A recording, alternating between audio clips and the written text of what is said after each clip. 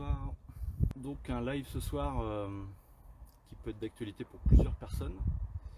Ce live concerne en fait eh bien un état d'âme dans lequel on peut être et je dirais quand on y est rendu, eh bien c'est peut être difficile de faire marche arrière en fait.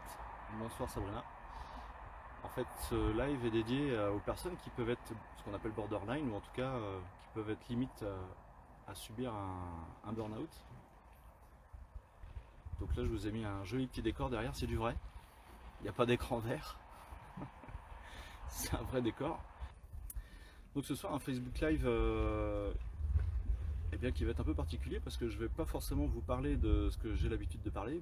Le burn-out, qu'est-ce que c'est? Eh bien en fait il y a des personnes qui peuvent, donc peut-être qu'il y en a parmi vous, hein, je ne sais pas, en fait qui se sentent un peu perdus, sans repère, qui ont d'énormes troubles du sommeil, qui se sentent à cran, qui se sentent, comme on dit, borderline, c'est-à-dire qu'à bout. Et donc quand on est dans cet état énergétique, et bien en fait ça peut être assez compliqué de remonter la pente, c'est ce qu'on va voir ensemble. Petit exemple d'une personne qui a fait un gros burn-out après 1 an et demi de harcèlement moral au travail. Donc c'est un homme, il était responsable d'un bureau, dans son bureau avec les personnes qu'il manageait, tout se passait bien. Et puis pendant 1 an et demi, en fait, il a subi du harcèlement de la part de son directeur du personnel. En fait, c'est une personne qui avait été embauchée par l'entreprise pour licencier du monde. Et donc en fait, il y a des entreprises, voilà, je dirais que c'est peut-être considéré comme un jeu pour elles, sauf pour les salariés qui le subissent, c'est pas un jeu. Puisqu'en fait, bonsoir Béatrice, puisqu'en fait, le harcèlement moral qu'il a subi, eh bien, ça peut être de par ses qualifications, mais c'est surtout qu'en fait, ça pouvait être à n'importe quel moment de la journée où ils allaient se croiser, où le directeur du personnel allait lui mettre la pression et lui faire des petites remarques, en fait, je dirais qui pourraient paraître tout à fait anodines, mais mises les unes à la suite des autres et tous les jours, en fait, eh bien, ce harcèlement porte ses fruits puisque la personne, au bout d'1 an et demi, en fait, elle avait déjà écrit tout ce qu'on lui avait fait subir depuis 1 an et demi, elle avait tout listé dans un cahier, un gros cahier, parce qu'elle en avait vraiment beaucoup. Et puis, cette personne-là, cet homme se sentait pas très bien, donc du coup il va voir son médecin, et puis son médecin lui dit vous seriez pas un peu dépressif? Voilà, je vous trouve pas très bien. Alors lui il se dit non, ouais, je suis pas en forme, je vais pas très bien, mais je suis pas dépressif, ok. Une semaine plus tard, il part en vacances, et ce qu'il a eu envie de faire, premier jour des vacances, premier lundi, eh bien il se rend dans un service d'inspection du travail avec son cahier pour justement peut-être porter plainte par rapport à ce qui lui arrive, ou en tout cas entamer une démarche pour essayer d'aller plus loin et pour lui-même y voir plus clair. Et en fait, quand il s'est retrouvé devant le bureau de ce service des prud'hommes, en fait, d'inspection du travail, il s'est littéralement effondré par terre, il n'en pouvait plus. C'est-à-dire qu'il était monté tellement haut en stress, c'était tellement fort pour lui depuis des mois et des mois, que lorsqu'il est arrivé devant ce qui, je dirais, allait être son salut, allait pouvoir sûrement lui rendre service, allait peut-être pouvoir, dans son esprit en tout cas, le sauver, eh bien il s'est littéralement effondré. Ça lui a valu un séjour en hôpital psychiatrique, parce que en fait on ne monte pas la pente aussi facilement que ça. Et il a mis 1 an et demi avant de pouvoir récupérer complètement ses facultés mentales, physiques et émotionnelles. C'est-à-dire que, eh bien, en effet, pendant cette année et demie où il a subi du harcèlement, quelque part, eh bien, il s'est dit non, je vais y arriver, je suis plus fort, je peux aller au-delà de tout ça, ça me passe au-dessus. Mais en fait, quelque part, il se mentait à lui-même. C'est-à-dire qu'il ne s'est pas rendu compte à quel point toutes ces petites choses, tout ce qu'on lui a fait subir pendant 1 an et demi, juste avec une seule personne, qui hiérarchiquement lui était au-dessus, mais c'est juste ça, c'est juste une seule personne en fait, comment cette personne a pu carrément le démolir, a pu le détruire. Et puis là où c'est allé très fort, c'est qu'en effet, lui, il a fallu 1 an et demi pour qu'il s'en mette. Alors après, il y a eu procès, il a gagné son procès en appel. La partie adverse avait fait appel en fait de la première décision, parce qu'il avait déjà eu raison la première fois. Et donc il a réussi à avoir des indemnités, il s'en est très bien sorti au final, après on va dire 3 ans de calvaire. Alors 3 ans de calvaire dans une vie, ça fait beaucoup. Donc il y a des personnes qui s'en remettent comme lui, et puis il y a des personnes qui s'en remettront jamais. Il y a des personnes qui se suicident, il y a des personnes, en fait, quelque part, elles pètent un câble et puis elles vont être catégorisées dans la case peut-être malade mentale ou case psychologique un peu borderline en permanence. Mais tout ça pour vous dire que quand en fait il y a des situations qui sont très difficiles, il y a une chose qui est vraiment très très importante, et bien c'est surtout d'essayer de mettre sa fierté, son orgueil de côté et de pouvoir réussir à s'écouter, de pouvoir vraiment se dire bah ouais, là je suis dans un état émotionnel qui n'est pas normal, je ne vais pas bien. Et en fait ça va être par les comportements qu'on va avoir avec les autres, les comportements avec soi-même, certainement les nuits aussi qui vont être difficiles, peut-être que lorsqu'on part en vacances, eh bien en fait on ne se repose absolument pas du tout l'esprit. Et donc lui, cette personne, en fait, je dirais que c'est pas une erreur, c'est comme ça, mais il est comme ça, il ne s'est pas écouté. En fait, il ne s'est pas écouté et c'est ce qui lui a valu justement 1 an et demi de harcèlement et 1 an et demi pour s'en remettre. Donc la première chose, c'est si vous vous sentez concerné par cet état émotionnel, cet état d'âme, eh bien, la première chose, c'est de vous écouter, de poser vraiment les choses à plat. Et je dirais que une des meilleures façons pour poser les choses à plat, eh bien, c'est vraiment de pouvoir prendre du recul par rapport à la situation, par rapport aux différentes situations que vous vivez. Alors c'est vrai que les vacances, je dirais que ce sont les moments les plus propices pour prendre ce recul. Mais c'est de pouvoir prendre des vacances, en effet, suffisamment longues, et c'est surtout de prendre du recul, mais vraiment de se dégager de tout l'environnement anxiogène dans lequel vous pouvez baigner. Alors vous allez me dire, bah ouais, mais moi je suis bien chez moi, j'aime bien passer des vacances chez moi. Et ce qui me surstresse en ce moment, ce qui me met vraiment borderline, c'est vraiment ma profession, ou ça peut être familial. En fait, quel que soit le domaine dans lequel, quel que soit le domaine qui vous pousse à bout, eh bien je dirais non, il faut vraiment sortir de votre chez vous, sortir de vos habitudes pour vraiment vous extérioriser à tout ce qui vous concerne, tout ce qui vous entoure d'une manière générale. Ah, il y a du vent, ben ouais, j'ai pas trop le choix. Je suis en extérieur et je ne maîtrise absolument pas du tout les éléments, donc je sais pas, je vais mettre là, le micro est là. Donc en fait, j'irais, si j'ai un conseil à vous donner, c'est vraiment, alors si vous n'avez pas de vacances, eh bien allez voir votre médecin et peut-être que lui, il prendra en considération votre mal-être et puis pourra vous proposer un arrêt maladie directement, d'une semaine, 2 semaines, 3 semaines, je sais pas, et en fait il faut un certain temps. Ok, merci Nelly du retour. Donc, quand on est borderline comme ça, quand on est proche du burn-out, c'est première chose de s'écouter. Bonsoir Manuela. Il faut vraiment s'écouter et se dire, bah là non, je vais arrêter de me suradapter. Je vais arrêter de prendre sur moi. Je vais arrêter de puiser dans mes réserves et je vais faire une pause. Et cette pause peut durer 1 semaine, ça sera trop court. 2 semaines, ça sera trop court. Ça peut être 3 semaines, 1 mois, voire plus. Et vraiment de prendre du recul par rapport à la situation que vous vivez. Parce que tant que vous n'arriverez pas à prendre de recul, vous n'aurez pas une vision objective de tout ce que cela peut faire en vous et sur vous, cette situation. Et en fait, vous n'aurez pas de prise de conscience. C'est-à-dire que vous pourrez toujours être là, quelque part, à vous surestimer, à vous dire que je peux durer, je peux résister. En fait, vous êtes en résistance, vous êtes en phase de résistance. Et donc, tant que vous n'en avez pas pris entièrement conscience, eh bien, ça va être difficile pour vous, en fait, de pouvoir agir sur ce qui ne va pas. C'est pour ça que la prise de recul permet vraiment de faire ça. Et le burn-out, tout comme cette suradaptation, en fait, ce qu'il faut savoir, c'est qu'en effet, on va dire que c'est psychologique, mais moi, je le vois beaucoup plus sur la forme énergétique. Je m'explique. Toutes nos émotions, ce sont de l'énergie. C'est-à-dire que vous soyez dans une énergie de colère, dans une émotion de colère, de stress, d'anxiété, de joie.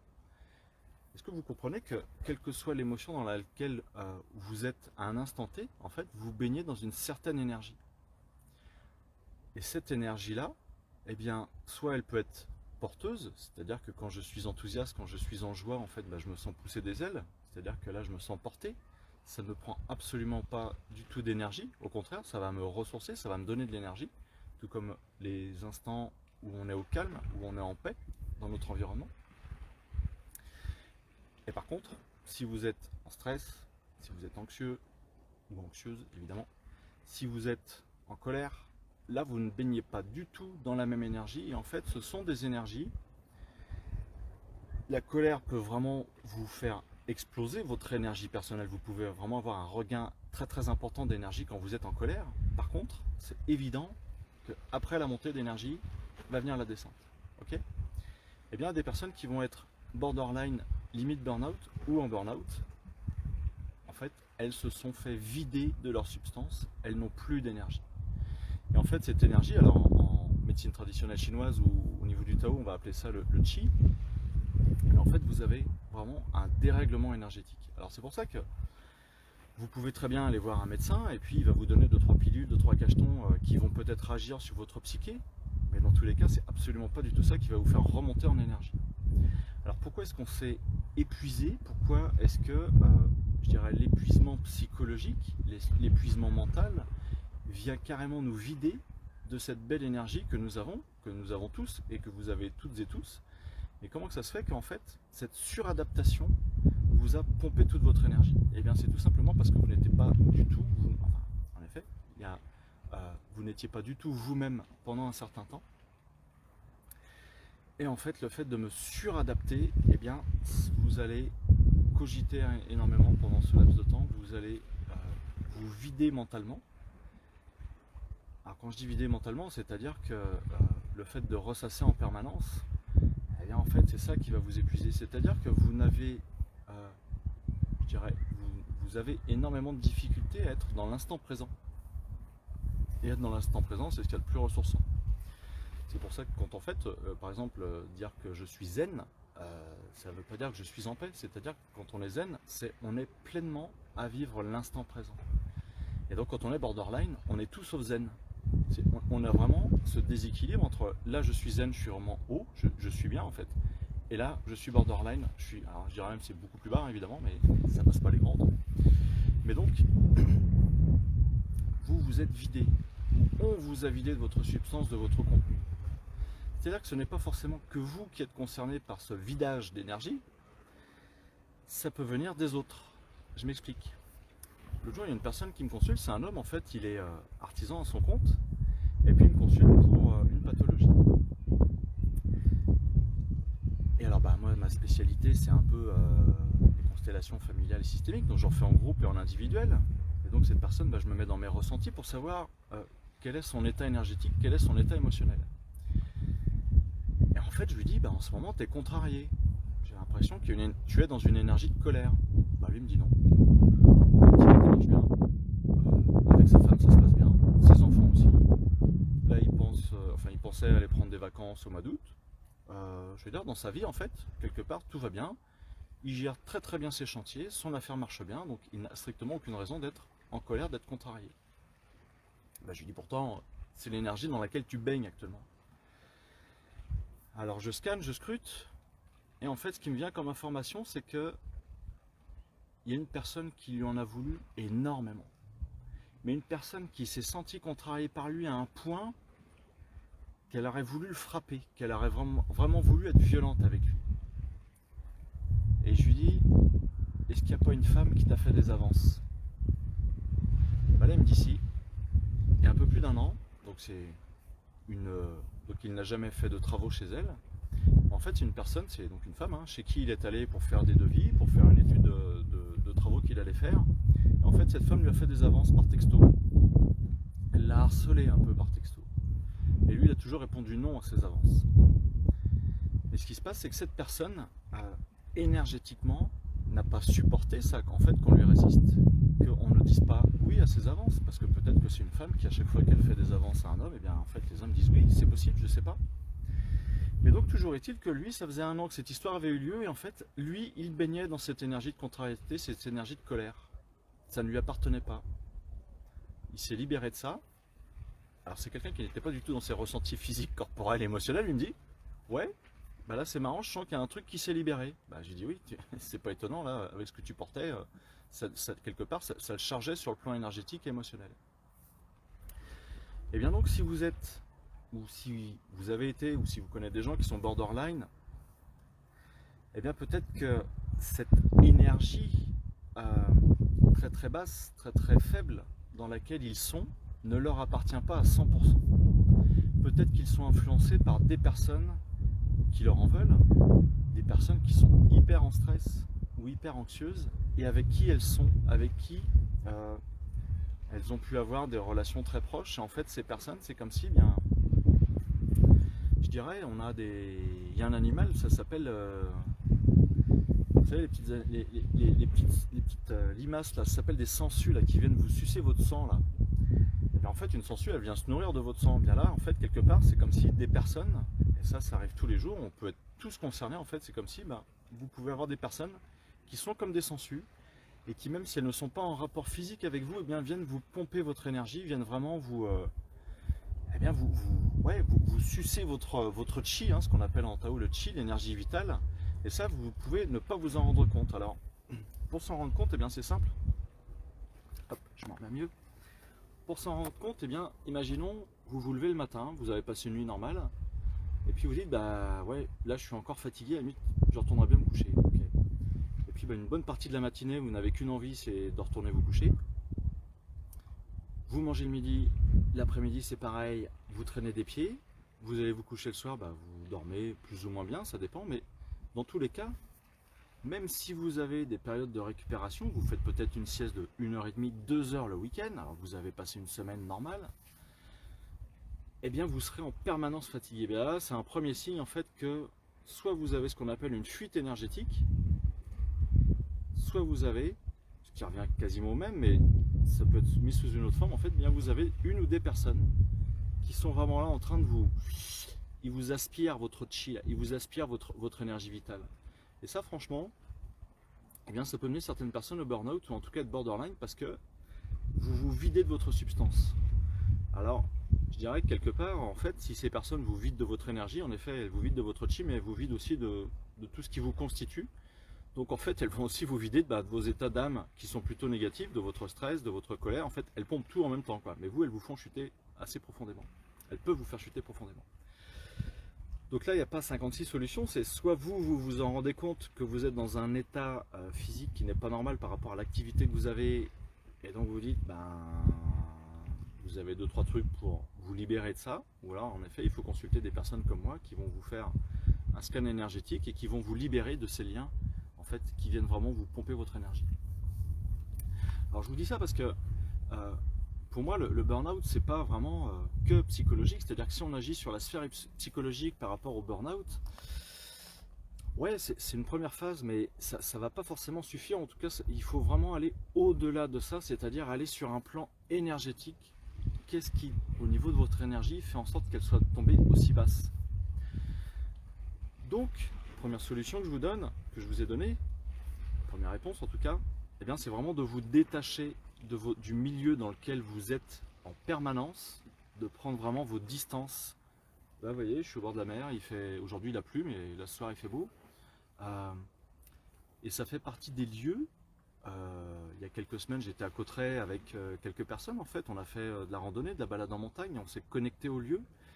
Et c'est-à-dire que de pouvoir profiter d'énergies de lieux qui sont apaisantes, qui sont ressourçantes. Quand je dis ressourçante, c'est-à-dire que vous allez vraiment vous ressourcer, vous allez remonter en énergie parce que c'est le lieu qui permet ça. Et puis évidemment d'être entouré, d'être accompagné de personnes qui vont aussi bien, vous faire remonter dans les tours. Et bien déjà juste ça sur un plan énergétique, ça peut être énorme. Donc il y a certaines personnes, j'en connais une, je ne sais pas si elle est là ce soir, je vois pas tous les prénoms de toutes les personnes qui sont là. Et donc elle a été mise en arrêt maladie, et heureusement pour elle que son médecin l'a mise en arrêt maladie. Et puis elle est retournée dans sa famille, retournée voir ses parents, sa sœur. Et en fait, comme elle m'a dit, ça déjà, ça m'a fait un bien fou. Ben oui, parce que c'est un retour aux sources, c'est-à-dire que quand on est entouré des siens, quand on est entouré de ses proches, quand on est entouré des personnes qui nous aiment et qu'on aime aussi, et bien sur le plan énergétique, déjà juste ça, ça nous fait remonter dans les tours. Et après, évidemment, il y a un travail à faire sur cette prise de recul. Qu'est-ce qui fait que je suis en hyper stress? Qu'est-ce qui fait que je me suradapte? Qu'est-ce qu'il y a qui ne va pas dans mon environnement et qui me fait plonger, je dirais, et qui risque de me faire vraiment passer dans un état de burn-out. Ce sont des choses qui sont vraiment primordiales. C'est-à-dire que si vous dites, ok, là je suis borderline, je sens que je vais péter un câble, mais je vais résister, je vais continuer, et puis je suis jusqu'au boutiste et je suis très fort, et de toute façon ça m'est déjà arrivé où j'ai failli en effet pété un câble, mais j'ai réussi de toute façon à remonter l'épreuve et ça va recommencer cette fois-ci. Je dirais non, méfiance, c'est pas parce que en fait, une fois ou à plusieurs reprises, vous avez réussi à remonter la pente tout seul ou toute seule, c'est pas parce que en fait, vous avez déjà été plus fort que cette fois-ci, vous réussirez à être aussi fort ou aussi forte tout seul ou toute seule. C'est-à-dire que généralement, il faut quand même se faire accompagner. Alors moi, je me disais, avant de préparer ce live, en fait, je ne les prépare pas trop les lives, mais j'y pense un peu. Je me disais, en fait, est-ce qu'il n'y aurait pas une façon de faire une sorte de reset énergétique, tout simplement. Alors vous allez me dire, mais il est fou celui-là, ouais. Je suis d'accord. Quand on se balade en montagne, par exemple, qu'on arrive à une certaine altitude, il y a des magnifiques lacs qui sont là, et l'eau est entre 5 et 10 degrés. Et je me suis dit, en fait, peut-être qu'une personne qui serait borderline ou en burn-out, le fait d'aller se baigner dans une eau très froide,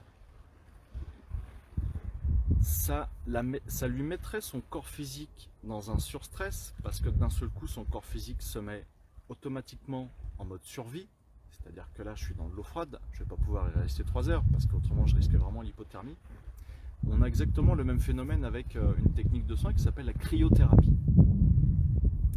En fait, la cryothérapie, ça consiste à mettre une personne, ça va être soit dans du moins 40, voire ils peuvent descendre jusqu'à moins 70 degrés. Donc autant dire que vous, psychologiquement, vous avez peut-être un petit stress, parce que vous dites, ouais, je risque d'avoir froid, alors vous avez des gants et puis des chaussettes, les extrémités en fait sont protégées. Mais donc, lorsque vous mettez votre corps physique dans ce surstress physiquement, eh bien, là-haut, ça va vraiment faire un bon reset sur le plan émotionnel et vous allez forcément basculer dans un état d'esprit, un état d'âme où je vais beaucoup mieux. Alors vous allez me dire, oui, mais j'habite à 800 bornes des Pyrénées, des Alpes ou de tout lac qui va être à 5 ou 10 degrés, donc comment je fais? Alors on va faire autre chose. Donc vous avez peut-être des centres de cryothérapie qui sont avec vous. Et ça, c'était une solution parmi d'autres. La solution la plus folle, je dirais, c'est-à-dire en effet de se contraindre à un stress physique. Alors, vous allez me dire, oui, mais si déjà je vais pas bien physiquement, si je suis déjà super bas énergétiquement, si je plonge dans une eau super froide, là ça va m'achever. Ah non, ça va pas vous achever, parce que vous avez forcément toujours vous pouvez avoir en fait ce regain d'énergie qui fait que vous allez au-delà de, vous allez pouvoir surmonter le truc. Le burn-out ne se met pas en place comme ça du jour au lendemain, c'est vraiment progressif, c'est-à-dire que c'est du redondant, c'est de tous les jours il y a une pression, de tous les jours il y a une mauvaise nouvelle, de tous les jours il y a du stress, et donc au fur et à mesure ça s'accumule. Là, quand vous subissez un énorme stress physique, c'est-à-dire que c'est le choc thermique, eh bien on va remettre carrément toutes les pendules à l'heure. Alors ce qu'il faut savoir, c'est que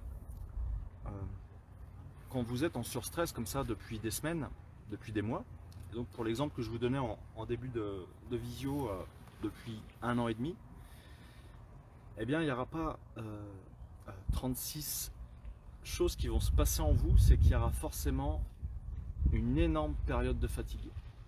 C'est-à-dire que le surstress que vous allez avoir vécu va vous avoir pris beaucoup d'énergie.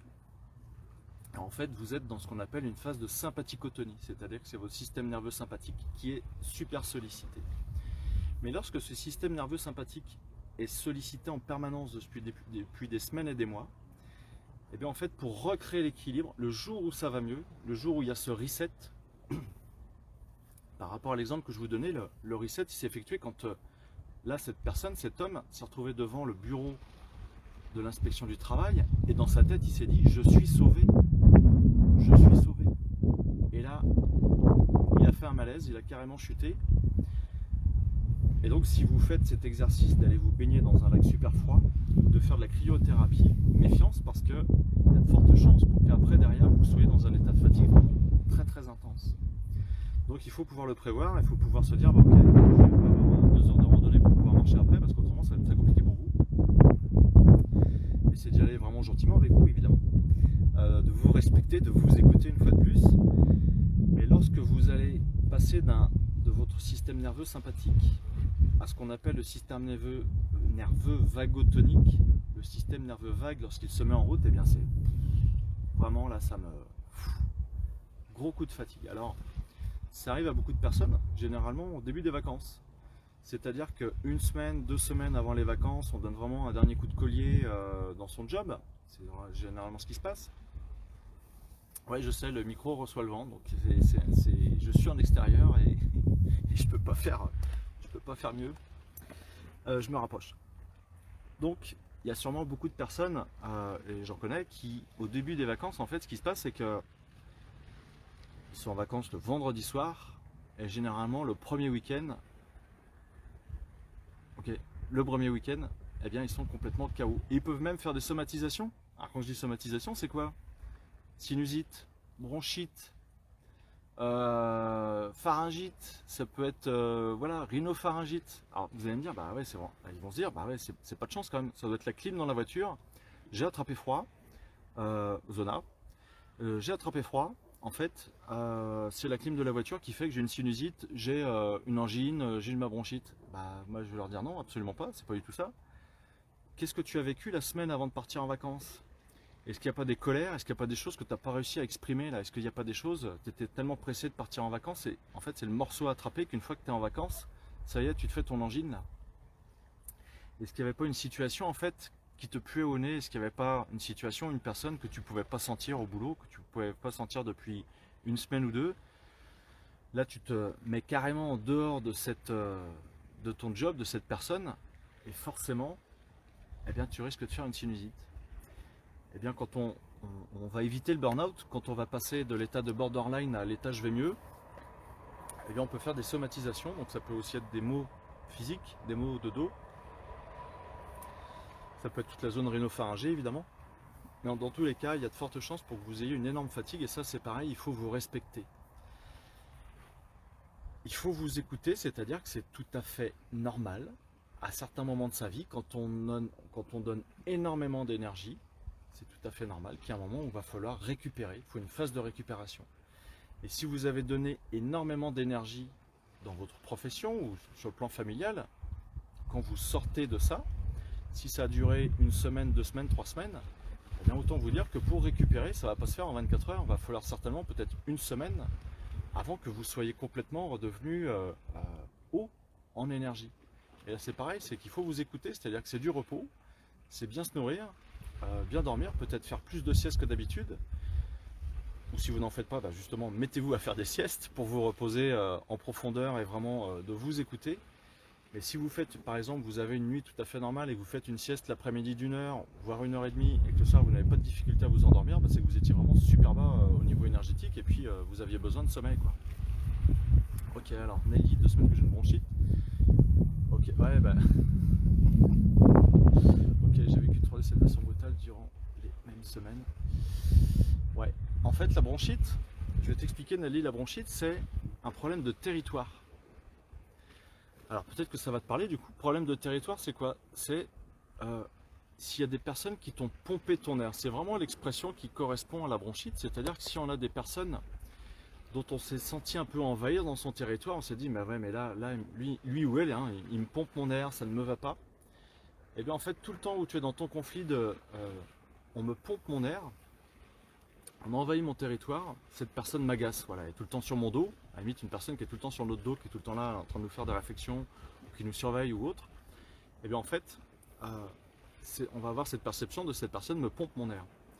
Et le jour où tu quittes cette situation, où tu as cette personne, après ça peut être un événement qui te pompe ton air, c'est-à-dire que cet événement, tu n'as pas envie d'y aller, ça te gonfle, ça te pompe d'y aller, mais tu es obligé de le faire. Et bien une fois que cet événement est passé, en fait, tu peux très bien, justement, directement dans ta bronchite. Alors moi j'ai fait une bronchite il y a 3 semaines, 1 mois. J'ai encore des petits trucs là qui restent, mais c'est bon, ça part. Je n'ai pas pris d'antibiotiques. Tout simplement parce que la bronchite, c'est une phase de réparation de ton corps après un conflit émotionnel, donc là de territoire. Je m'explique. Tout le temps où tu t'es senti envahi dans ton territoire, où on t'a pompé ton air, en fait, tu as eu des bronches qui se sont développés de manière à laisser plus passer l'air que tu respirais, parce qu'en fait tu avais l'impression d'être étouffé. Donc du coup tes bronches se sont dilatées à l'intérieur, ok, pendant toute la durée de ton conflit. Alors si tu t'es senti envahi, pomper ton air pendant une semaine ou deux, pendant une semaine ou deux, ton corps s'est adapté à cette situation, à ton ressenti psychologique. On a un corps qui est parfait. Et puis le jour où ça va mieux, le corps se dit, là je n'ai plus besoin d'avoir des bronches super performantes, des bronches qui soient plus dilatées, en tout cas qui soient plus grosses à l'intérieur. Je vais les mettre dans leur état, leur diamètre tout à fait normal, donc je vais refaire l'intérieur de mes bronches.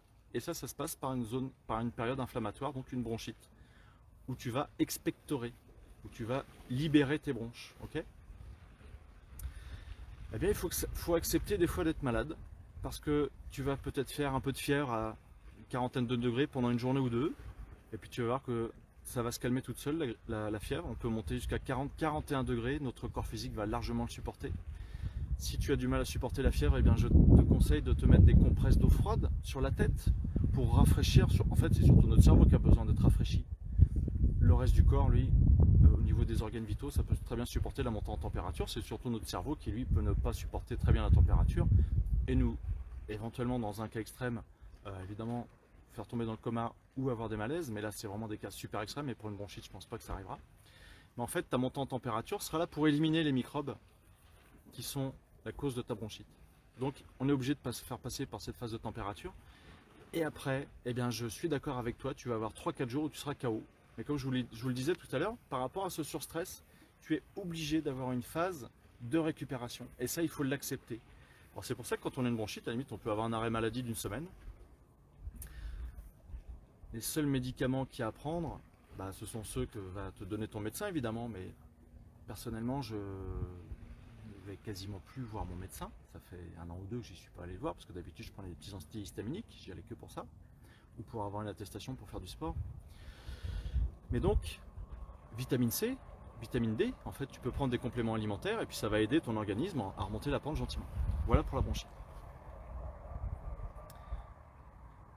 Hop, je regarde les petites questions. Alors c'est un peu compliqué. Parfois quand on est très fatigué, on ne retrouve pas le repos psychique. Ouais, le repos psychique, en fait, c'est une deuxième phase, mais je dirais le repos physique vient avec. Le repos psychique, en effet, c'est vraiment le ressassement, c'est vraiment ces pensées qu'on a en permanence dans la tête.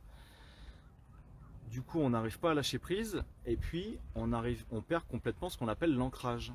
Donc là-dessus, il y a tout un tas de petits exercices, hein. Je vous invite à aller regarder, donc il y a tous mes Facebook Live qui sont sur ma page Facebook Pro Grégory Pelletier Thérapeute. Vous avez maintenant ça doit faire entre 25 et 30 Facebook Live, vous en avez au moins 2 sur l'ancrage. Je crois qu'il y en a un aussi sur le lâcher prise. Et donc quand on est en surstress comme ça, évidemment ça mouline, hein, au niveau de la tête là-haut. Donc je vais pas vous faire un live sur l'ancrage et sur le lâcher prise, c'est pas le but de ce soir, mais il y a tout un tas de petits exercices à faire. Et puis comme tu le sais Lydie, voilà, ne pas hésiter à aller voir un thérapeute, aller voir un praticien. Vous pouvez même aller voir une personne qui fait des massages. Je veux dire, pendant un massage, si vous tombez sur une personne qui s'est super bien massée, je peux vous dire qu'au bout d'1 heure de massage, là-haut, ça a complètement décroché. Là. Vous n'y êtes plus là. Vous arrivez complètement à lâcher prise et vraiment votre mental arrive à se libérer. Alors j'ai vu qu'il y avait une question par rapport aux zonas. En fait, tous les problèmes de peau sont en rapport avec des pertes de contact. Et donc là, en ce qui concerne le zona, ça va être un contact désagréable. C'est-à-dire que c'est un contact réel, virtuel, symbolique ou imaginaire pour la personne, à un certain endroit de son corps. Et en fait, pour la personne, ça va plutôt être un contact désagréable et peut-être même qu'il l'a atteinte dans son intégrité. Donc c'est ça qu'on ira chercher pour l'origine émotionnelle du zona. Donc si je continue, hop, je vais essayer de voir les trucs. Ok, Véran, ok, salut. Et quand ce sont les intestins qui se vident, ce serait dû à quoi comme une désintox? Alors en fait, au niveau des intestins qui se vident, il y a plusieurs symboliques. Une des premières symboliques, c'est « je suis pressé que cela soit fini ou que cela soit passé ».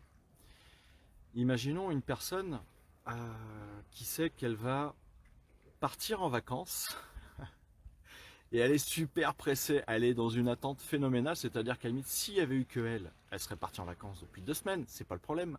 Mais en fait, en effet, elle est obligée d'attendre sa famille, que les enfants aient fini l'école ou je sais quoi.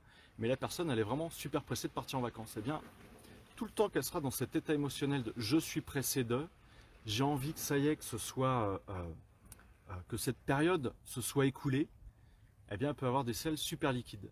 Alors, c'est pas du tout une pathologie, c'est juste que la somatisation se passe au niveau des intestins, c'est-à-dire que je suis pressé que cela soit éliminé, eh bien, physiquement, votre corps élimine. Première solution au niveau des intestins qui se vident. Évidemment, quand on passe un examen et on est en hyper stress, là c'est pareil, on peut avoir des diarrhées. Bon, voilà.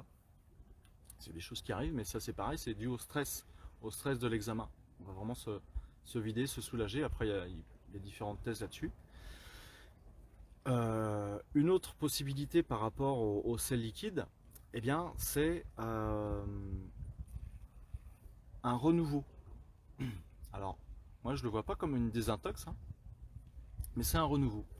Par exemple, vous avez des personnes, vous avez un car qui part voilà, pour un séjour, ou une famille qui part pour un séjour, et puis on va dire, ah bah ouais, il y a eu une épidémie de gastro. On a mal mangé au restaurant, il y a un truc qui n'était pas frais, c'est les fruits de mer. Faux et archi faux. C'est pas ça le problème. C'est que il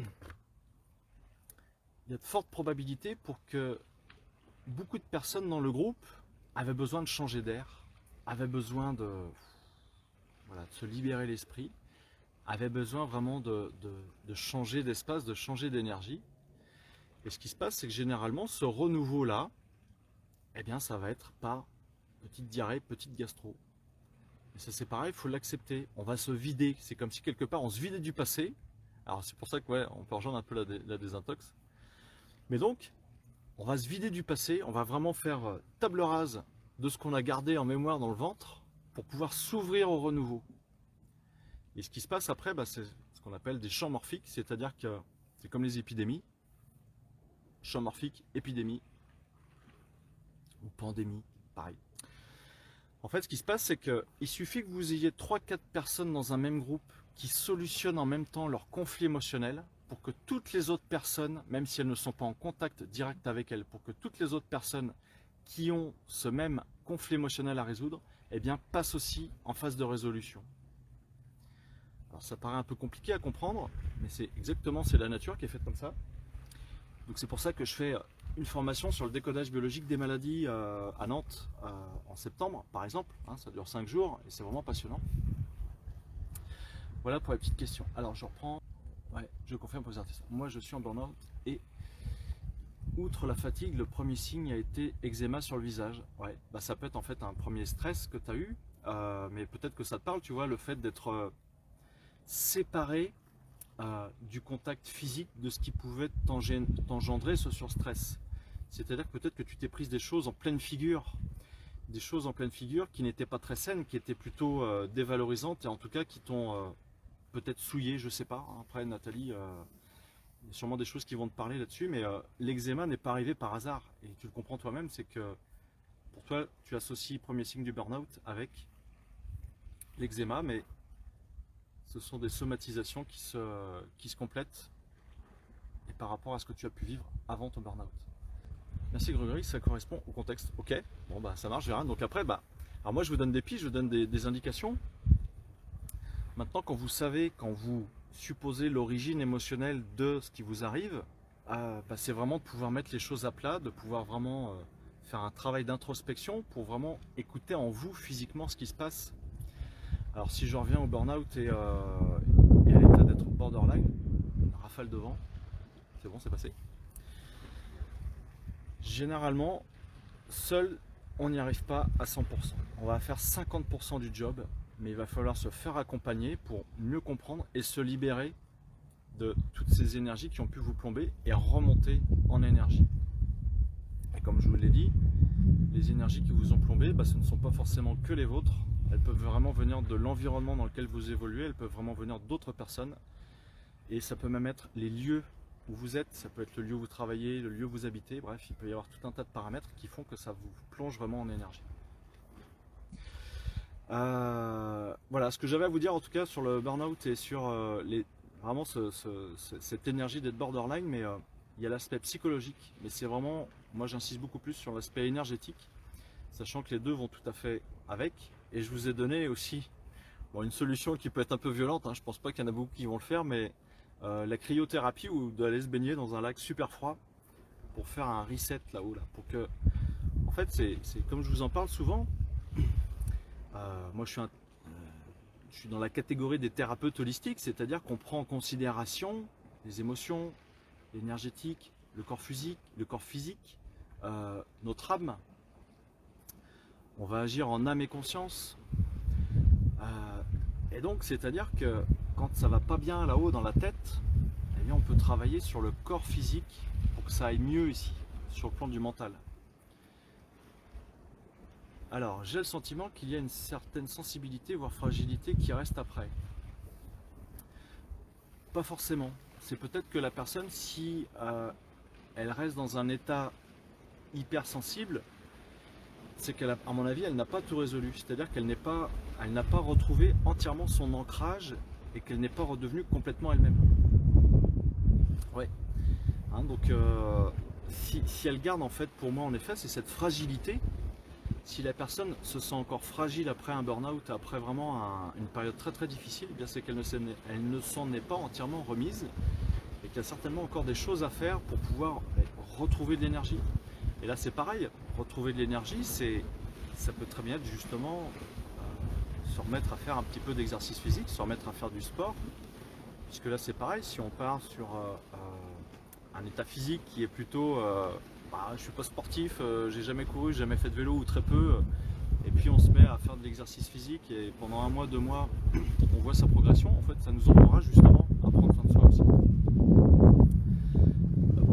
Alors, je vais lire le commentaire de la ligne. Ouais, allô pour le reset, on te regarde. Ouais, non, mais là en fait, l'eau elle est trop chaude, ça. Et puis moi, je suis pas en burn-out là, donc. Moi, quand je me baigne dans un lac froid. En montagne, c'est pour le fun, c'est pour le plaisir en fait, tout va bien. Mais ouais, c'est une expérience à tenter, hein, je vous invite à le faire. Donc voilà pour ce soir, pour ce petit Facebook Live sur cet état émotionnel qui peut être très difficile à gérer. Et en tout cas tout seul, comme je vous le dis, c'est quasiment impossible, il faut vraiment se faire accompagner, il ne faut pas hésiter à ne pas se croire plus fort, ne pas se croire comme si on était tout seul au monde et puis il n'y a que nous qui pouvons gérer ce qui ne va pas. Non, non, il y a vraiment tout un tas de professions et de professionnels qui sont là pour vous aider. Vous avez des sophrologues aussi qui font un très bon boulot. Vous pouvez avoir des naturopathes qui vont vous faire des compléments alimentaires, qui vont voir avec vous votre hygiène alimentaire. Vous avez des kinésios qui vont pouvoir vous libérer de certaines emprises, de certaines mémoires émotionnelles. En fait, je fais de la pub pour les copains parce que je bosse avec les copains.